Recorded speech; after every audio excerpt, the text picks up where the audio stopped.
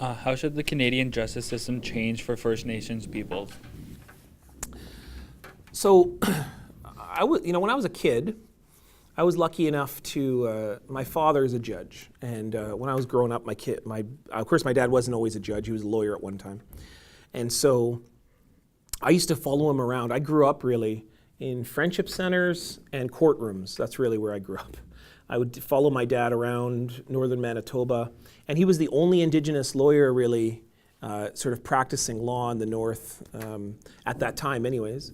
And so I can remember when we'd go to court, grandmothers would bring their sons, their grandsons usually, dragging them to the court, which would be in a community hall or sometimes the band office or something like that. And they would line up and sort of wait for my father to finish court. And so I got to listen in on a lot of those conversations, and I got to listen in on what some of those issues were. You know what every single one of those young men were charged with? Crimes relating to poverty. They would usually be crimes related to needing, some money to do something. They couldn't find a job, or they were doing crimes because they were bored. They didn't have anything else to do on the reserve.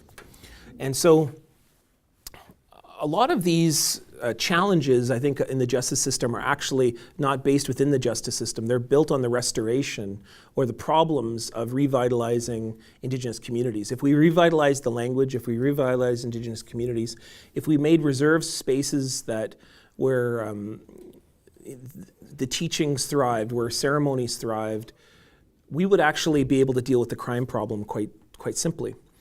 But at the same time, what ends up happening is that when Indigenous peoples are put into the system, when they do perform acts that enter into the justice system, they are more likely, the Royal Commission proved this, the Aboriginal Justice Inquiry proved this in Manitoba, that they're more likely to go to prison, they're more likely to plea bargain, and they're more likely to receive unfair representation or inappropriate representation, often not from not well-meaning people, but for people that have many high caseload and they just want to get through the court.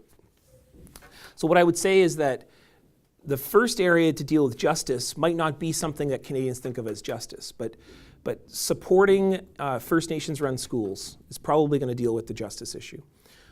Engaging Indigenous revitalization programs on reserve and off reserve, and that involves things like language, youth programming, supporting families to be able to maintain their children and maintain taking care of their children.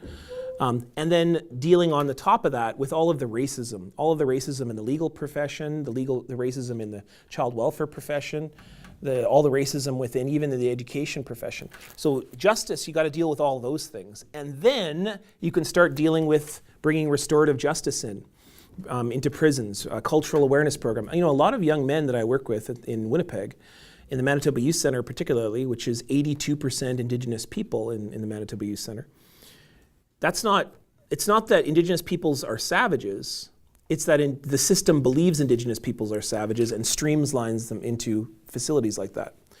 So if we get cultural awareness programs and then programs that support young fathers and young mothers, for example.